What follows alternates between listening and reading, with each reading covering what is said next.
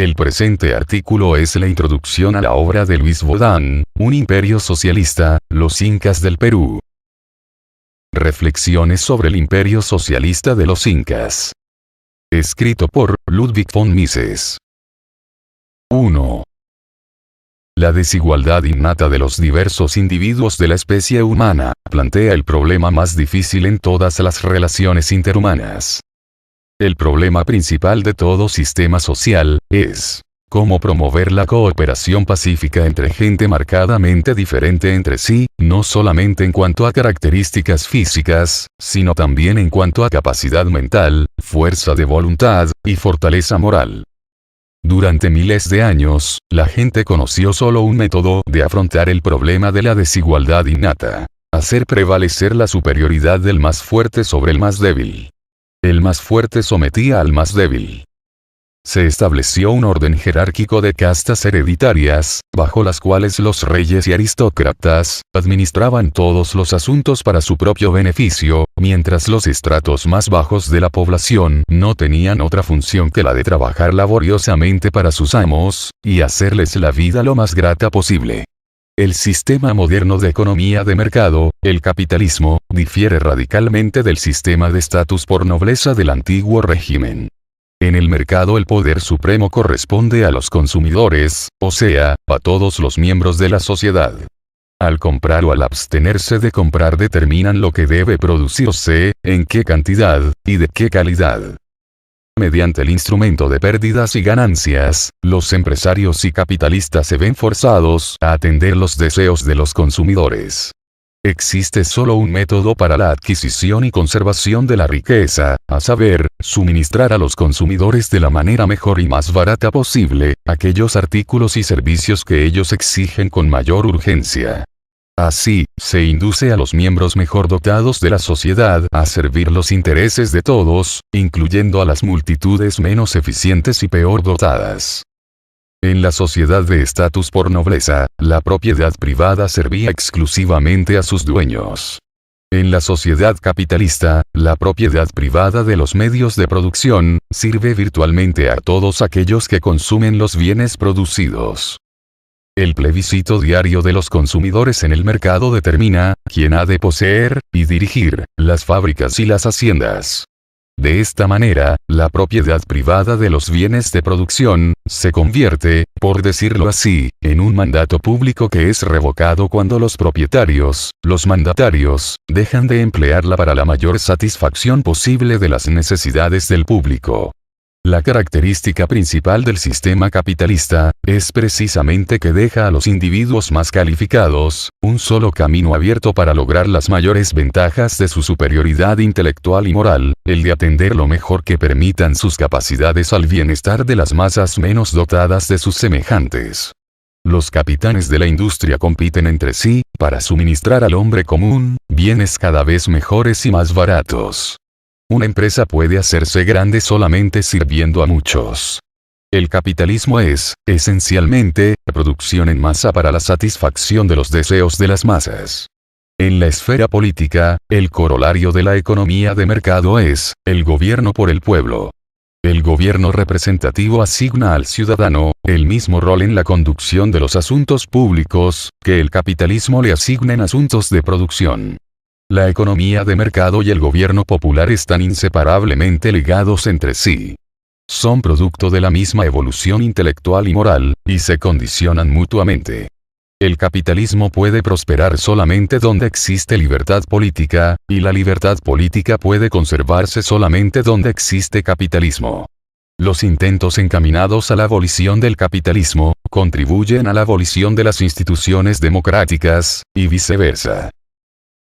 2.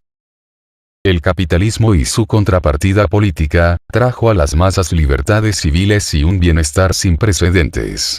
Dio prácticamente a todo el mundo la oportunidad de adquirir conocimientos y cultivar su talento. Pero no pudo eliminar la inercia y letargia intelectual de las masas. En las oficinas y en las fábricas, ellas están entregadas al desempeño de trabajos rutinarios, sin que lleguen a comprender qué es lo que hace girar la rueda, y cuál es la magia que hace que la ejecución constante de unas simples manipulaciones produzca los logros más refinados de la tecnología científica. Su ignorancia, aunada a su resentimiento contra todo lo que les eclipsa en cualquier respecto, hace de ellos una presa fácil a la propaganda inflamatoria de los profetas de un paraíso terrenal, que ha de realizarse mediante el establecimiento de un estado totalitario. Es verdaderamente paradójico, que el orden económico que obliga a los individuos más calificados, a servir al bienestar de las masas, sea vituperado como el sistema en el cual el hombre común es explotado, y empeora cada vez más. Mientras que el trabajador manual común goza en los países capitalistas, de satisfacciones que las personas acomodadas de otras épocas ni siquiera soñaron, la ideología que ha tenido más éxito, y es más popular en nuestra época, el marxismo, está basado en la doctrina de que las masas trabajadoras están siendo empobrecidas más y más. Las masas, que en su capacidad de clientes, siempre tienen la razón, y en su capacidad de electores, determinan todas las cuestiones políticas, abogan apasionadamente por un sistema en el cual deben contentarse con lo que el dictador se digne darles, y toda oposición es una ofensa capital. 3. La teoría económica ha refutado todo lo que los precursores del socialismo han dicho para desacreditar la economía de mercado, y ha demostrado claramente por qué el sistema socialista, al ser incapaz de establecer un sistema de cálculo económico, no puede funcionar adecuadamente. Sin embargo, la popularidad de los gritos de combate anticapitalistas, y los eslogans prosocialistas no han cesado. La reciente propaganda socialista no conoce ningún otro método de contestar la devastadora crítica por parte de la economía, que recurrir al vacío subterfugio de decir que la economía es meramente teórica. Quieren hacernos creer que la experimentación revela la excelencia del método socialista. Para hacer frente a estas objeciones, veamos las enseñanzas de la experiencia.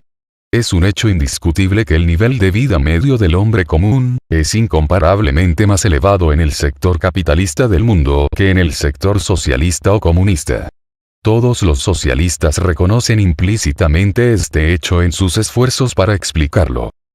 Hacen referencia a varios hechos que, según ellos, son las razones por las cuales el programa socialista no ha traído, ni a Rusia ni a los países satélites, aquellos beneficios que, según la doctrina socialista, se esperaba que trajeran.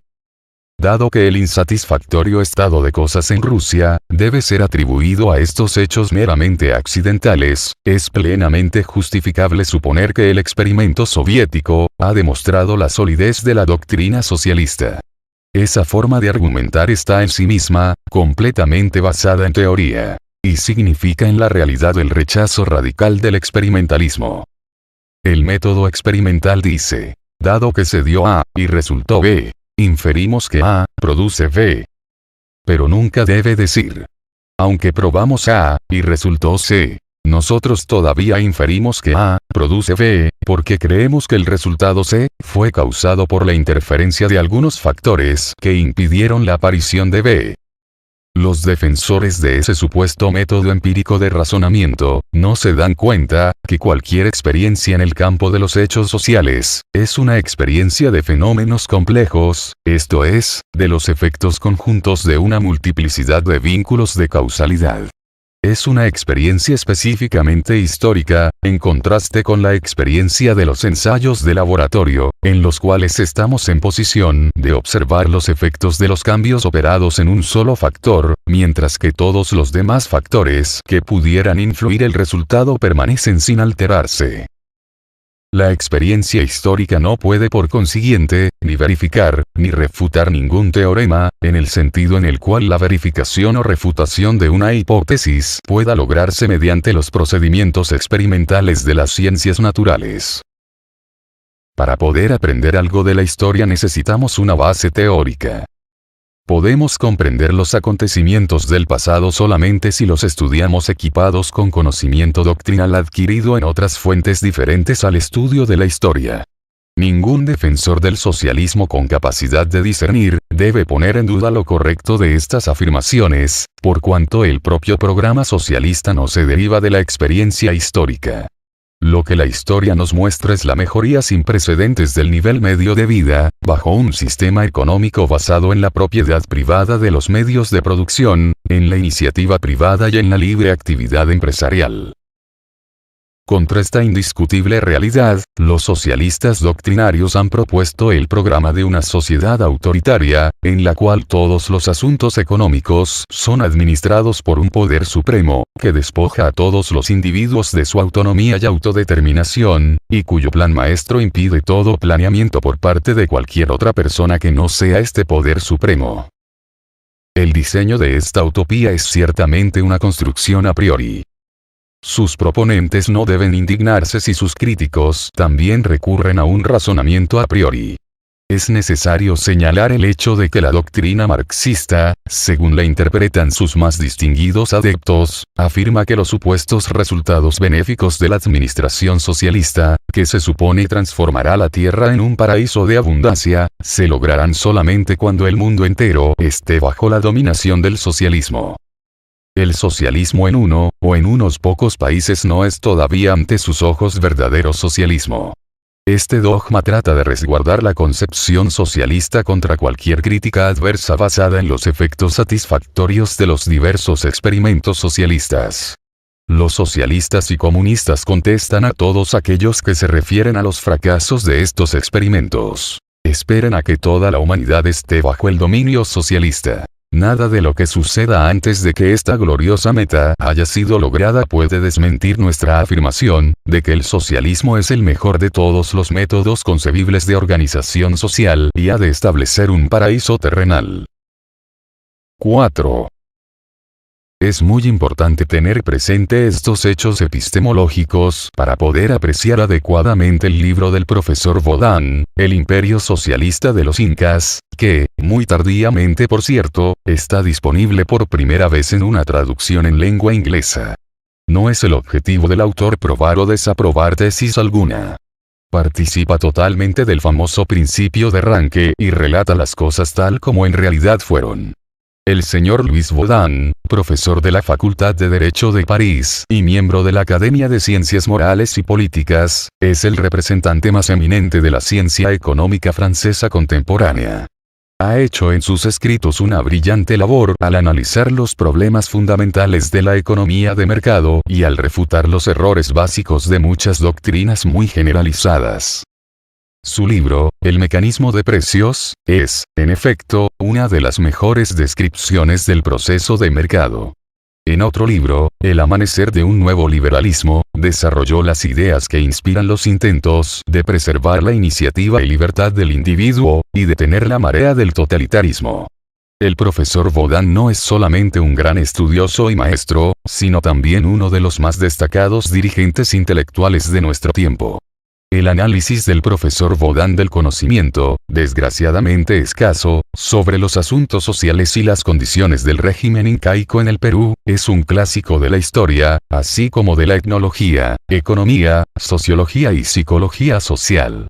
El autor no se enfrenta al tema de sus estudios con ideas preconcebidas, sino que procede, como los grandes historiadores han tratado siempre de hacer, sin ira, y con dedicación.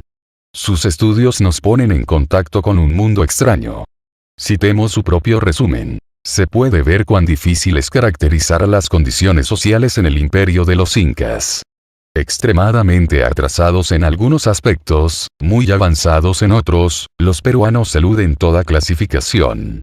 Su tecnología fue a la vez primitiva y altamente perfeccionada. Trataron al hombre como ganado, pero supieron recompensar el mérito. Hicieron tambores con la piel de los que se sublevaron contra ellos, pero llenaron de regalos a los jefes de sus enemigos conquistados, y les permitieron mantener su posición. Desconocieron la rueda, pero representaron piezas de teatro. No supieron escribir pero llevaron perfectas estadísticas. ¿Cómo puede decirse que el espíritu humano sigue en todas partes el mismo curso de desarrollo y debe inevitablemente evolucionar en la misma forma? El imperio de los incas no puede compararse con ninguna de las grandes civilizaciones del mundo antiguo. 5. No hay duda alguna de que este libro, Un imperio socialista, los incas del Perú, es de la mayor importancia para el historiador, para el etnólogo, y para el economista. Pero al establecer este hecho, uno todavía no aprecia completamente el valor de esta obra maestra única.